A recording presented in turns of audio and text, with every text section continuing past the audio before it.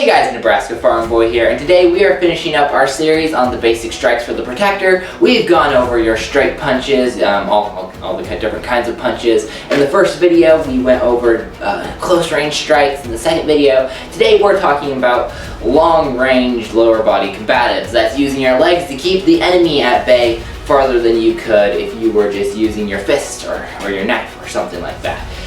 You can bring the fight to the bad guy before the bad guy brings the fight to you. Now there's a few different ways that you can do this. There's several different forms of lower body combatives, just like upper body combatives. And one of the main ways that we could do this is we could do the straight kick. Now the straight kick could either be done with the front leg or the back leg. We're using the same outlet stance as we do for all of our upper body combatives. If you don't know what that is, go watch the first video. I explain all that, and I won't restate all of that because that would bore you to pieces. Anyways, we're going to use the same outlet stance, the same sort of breathing, but we're going to be using our legs now. So first you're going to have to be able to judge just how far away the opponent is, whether you can hit him with that leg or not. Now this is a pretty good range right here, and we can kick him like that. And what I did there was I used the toe of my boot, and you wouldn't want to do that if you were wearing tennis shoes, okay? I can do that because I'm wearing boots, and I always wear boots, so I can use the toe. If you were wearing tennis shoes, you'd hurt your toe pretty bad. You want to curl your toes back, so instead of landing on the toe, you're landing on the ball of your foot, okay? So that you're landing on the heavy, base of your toes, if you will, instead of on the tip of your toes, okay? But with this boot, I can do that because I'm landing on the heavy rubber end of this boot.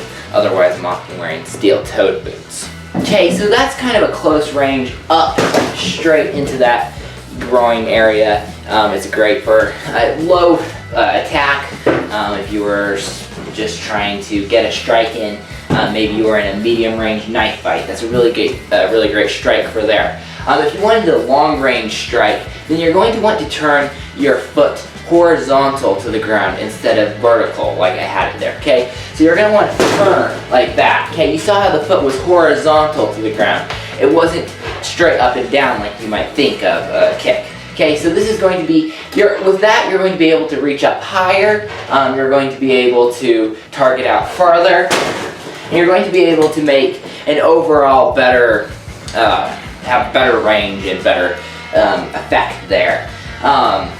Now, if somebody was rushing at you, I'll push this back here for demonstration, you could easily stop them by just using the whole flat of your foot, okay? That's a great way to use it, a kick as well. So you've either got straight up with the toe, you've got turning sideways, and you've got a good stopper kick. All right? Each of those have their own very specific purposes. Stopper kick, stop someone who's rushing you. Strike with the toe, hit a very specific area. Turn that foot horizontal, and you've got a longer range kick. Okay, so that's with your back leg, and that gives you a lot of good power, but if you want the maximum range, you can use your front leg, your left leg, okay? So, I'm going to back up here, and the way we're going to get extra power on here is we're going to slide that back leg forward at the same time as we bring the other leg up, alright? So, we slide forward and up, okay? Forward and up. Okay, moving our foot horizontally as well there. Another thing that you're going to want to do is when you kick, you don't want to bring your arms out to the side to give you extra bounce or anything. You're going to want to be able to kick with your arms here close to your sides, not only so you can block, but also so that your opponent doesn't know what you're going to do next. If every time you kick, you bring your arms out to the side, he'll know when you're going to kick, and so he'll counter that. So you need to have your arms close to the side whenever you're going to kick, like that. So that's your straight kick in brief. I hope that made sense for you. You could also do a roundhouse kick. Essentially what you're going to do there is you're going to come up to the side, around, like a roundhouse punch, boom. Okay, you can target higher with those. Generally speaking, I advise that you target lower just because it's easier, and when it comes to self-defense, you really want to go up the path of least resistance because we don't have time to be playing around here. But if you need to strike higher, then the roundhouse is a good option. You can also come in low to the side. You can sweep low to the legs There's a lot of good options for that roundhouse kick. It is a little bit hard to keep your balance with, so the straight kick is definitely my go-to. But yeah, I will do a roundhouse. You can do it front or you can do it back. Okay, and with a roundhouse, you can also kick, not just with the foot, you could also kick with the shin.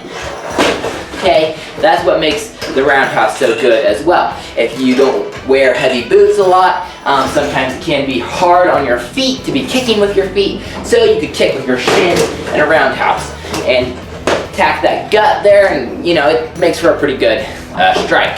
Now we could also do a side kick, and essentially, you know what that is. It's where you need to kick someone to your side. Alright, so we could bring our foot up, boom, okay, to the side, or we could step across that foot. I actually don't have enough room to really do that well here, but I'll do my best. Boom, okay, to give us a little bit more oomph. We're gonna cross our leg just for a brief second.